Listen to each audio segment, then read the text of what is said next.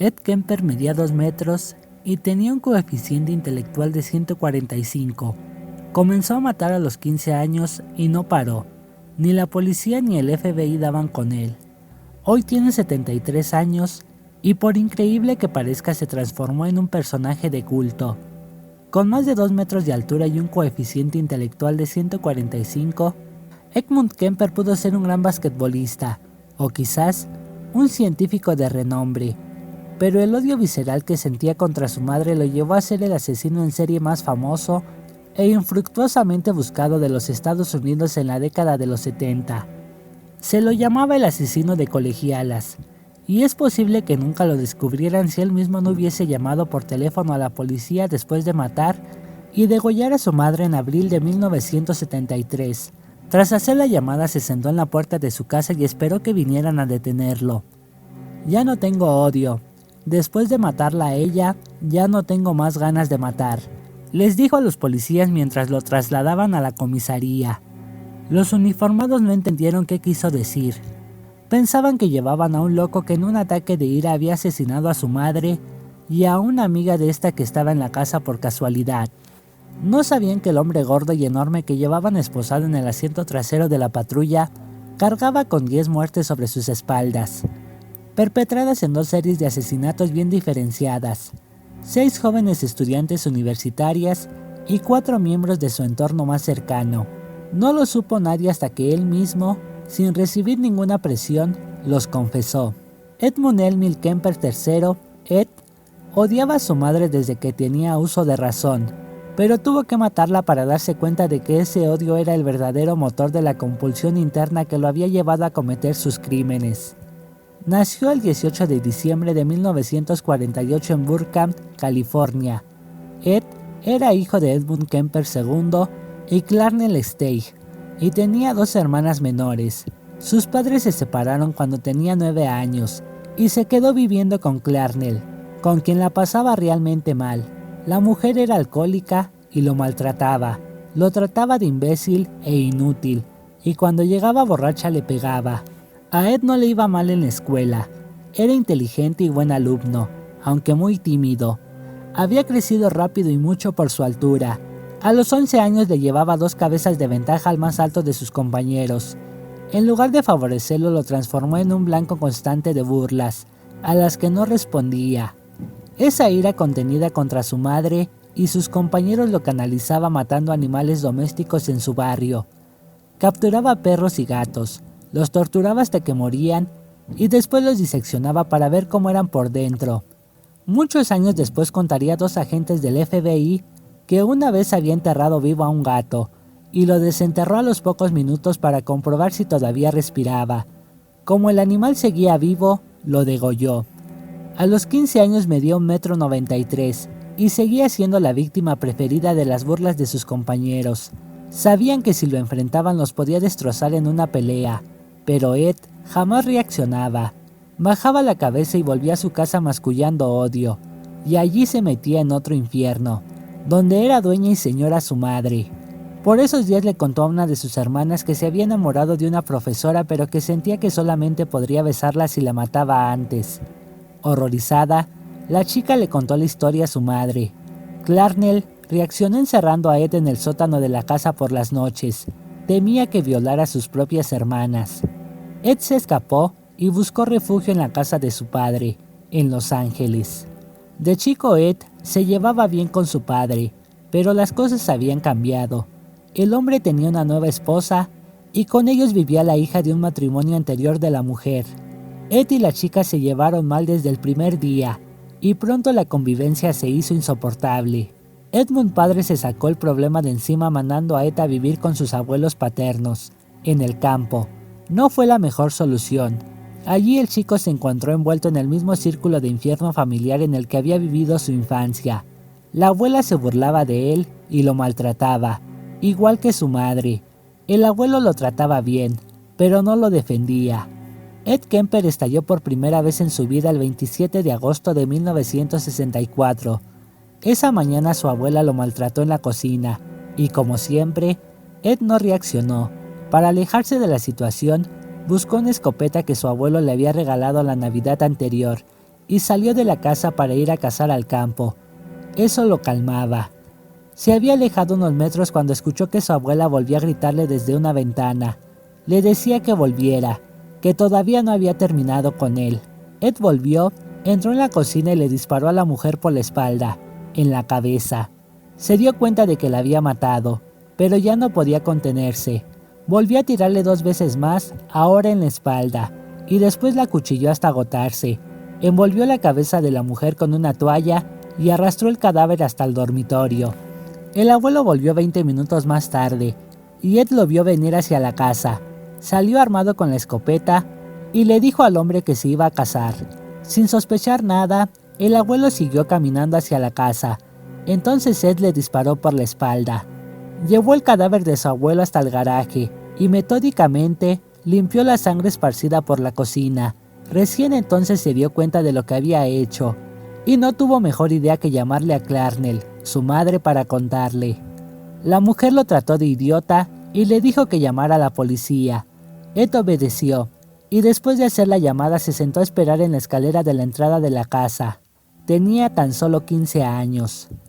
En el interrogatorio dijo que había matado a la abuela para saber qué se sentía matar a alguien. ¿Y a tu abuelo?, le preguntaron. Para evitarle la tristeza, respondió. Ed era menor de edad y parecía trastornado. Le hicieron exámenes psicológicos y con un diagnóstico de esquizofrenia que luego se vería que estaba errado. En lugar de meterlo en un correccional, la justicia ordenó internarlo para que lo trataran en el Hospital Psiquiátrico de Atascadero en California.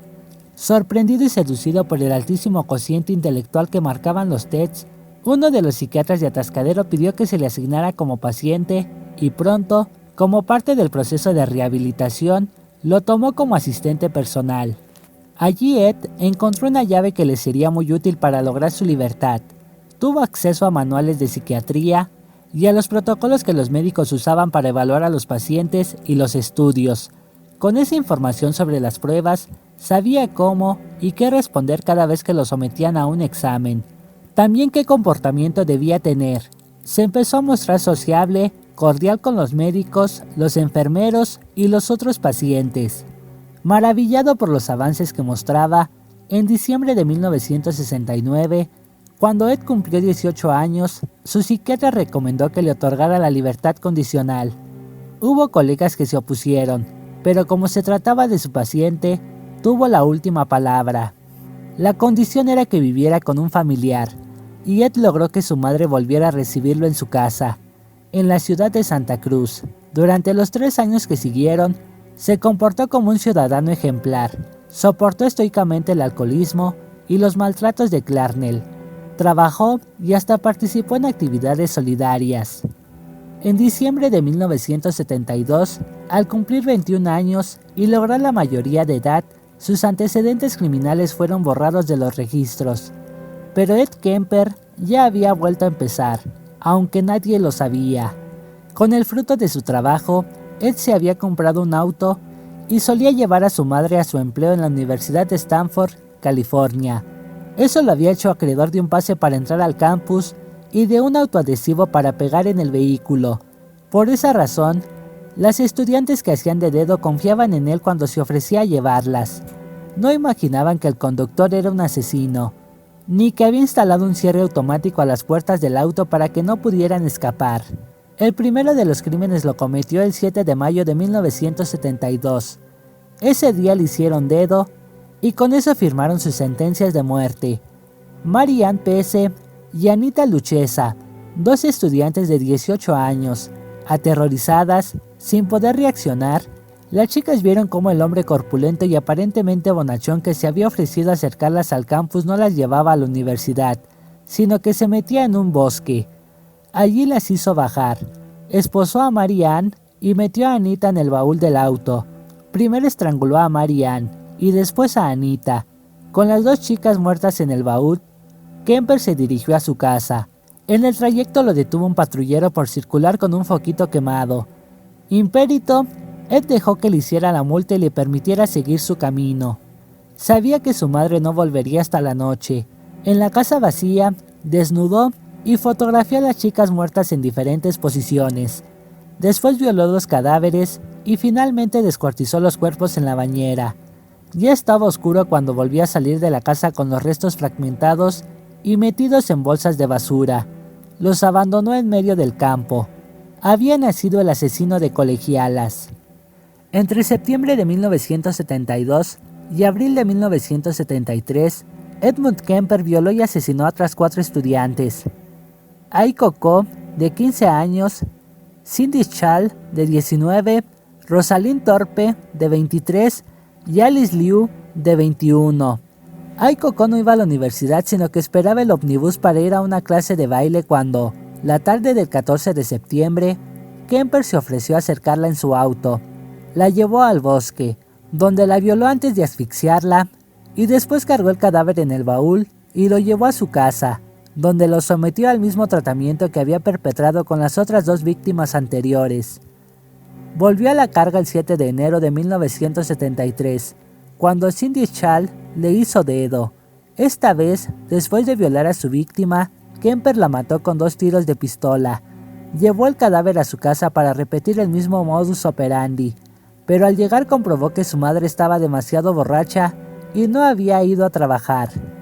Escondió el cuerpo en un armario y esperó al día siguiente para descuartizarla. Tiró las bolsas con los restos desde un acantilado, pero decidió guardar la cabeza de Cindy y la enterró en el jardín. El 5 de febrero volvió a cometer un doble crimen, en el mismo bosque y con igual método. Las mató a tiros, las llevó a su casa, las violó muertas, las descuartizó y desechó los restos en bolsas de basura.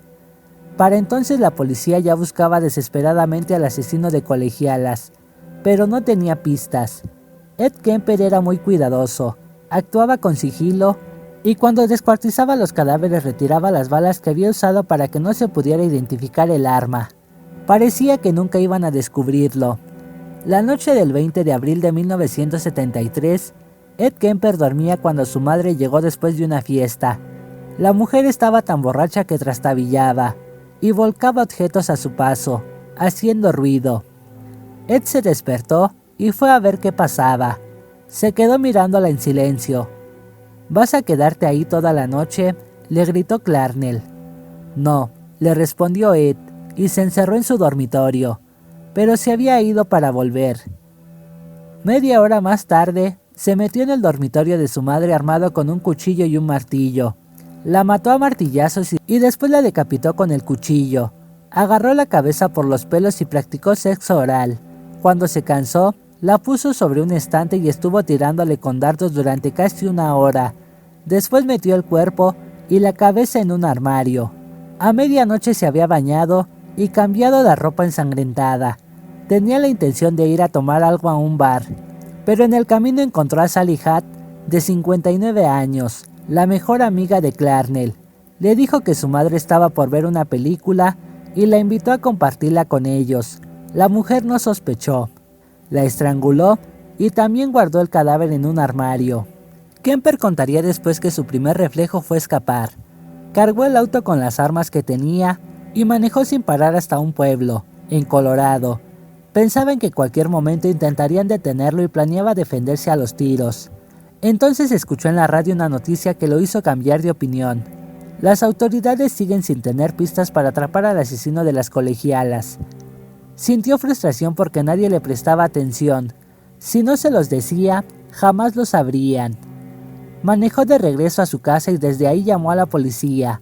Sentado en la puerta delantera, igual que cuando había dado aviso de la muerte de sus abuelos, se dio cuenta de que ya no tenía ganas de matar, que la ira se había apagado. Fue lo primero que les dijo a los policías que lo detuvieron. Si Ed Kemper quería fama, lo obtuvo más allá de todas sus expectativas con la confesión de sus crímenes. No omitió ninguno y dio todos los detalles. En el juicio, realizado ese mismo año, pidió que lo condenaran a muerte, pero esa pena estaba suspendida desde el año anterior en el estado de California, de modo que el tribunal le tiró por la cabeza 8 condenas de cadena perpetua, una por cada uno de sus crímenes, sin contar los 2 de los abuelos. En la cárcel quiso suicidarse 2 veces, pero después de fallar decidió comportarse como lo había hecho en el pasado durante su internación en el hospital psiquiátrico. Esta vez no sedujo a un psiquiatra sino a los perfiladores del FBI, que comenzaron a consultarlo para que los ayudara a resolver casos de asesinos en serie. Ed Kemper colaboró con todo gusto. Sus sangrientas andanzas fueron contadas en 7 libros, con cuyos autores también colaboró, y sus trabajos como consultor del FBI dieron lugar a varios capítulos de la serie Mindhunter. Ed Kemper está a punto de cumplir 74 o 75 años, y lleva 48 detrás de las rejas en la cárcel estatal de Vacaville, California. Y bueno amigos, hasta aquí el video. Si les gustó, no olviden dejar su pulgar arriba y compartirlo con algún amigo si es que lo desean. Activar la campana de notificaciones para que se les avise cuando subamos un nuevo video. También no olviden suscribirse a este canal. Por mi parte, esto sería todo. Nos vemos. Hasta la próxima.